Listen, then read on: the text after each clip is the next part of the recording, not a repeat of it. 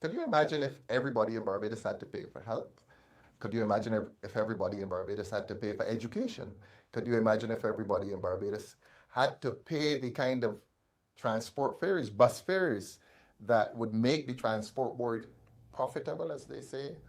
This country would collapse. People would not get to work. You go to the US, you go to Britain, and I was in Britain last year, and the transport costs are high.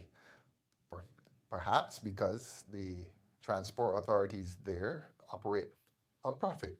In Barbados, historically, the transport board has never quite operated on profit. You want to make people feel that the entity is profitable, but the profit in the transport board is the success in moving people. That's where the profit lies. It is not about the bottom line. It's not about investing $8 and bringing in 10.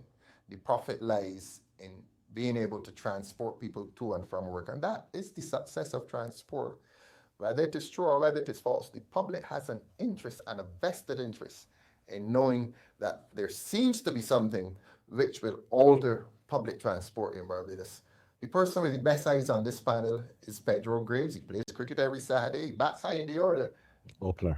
Opener. He has excellent eyes. So he's going to use those eyes tonight and read salient portions of this document. We are not attributing this document to anyone.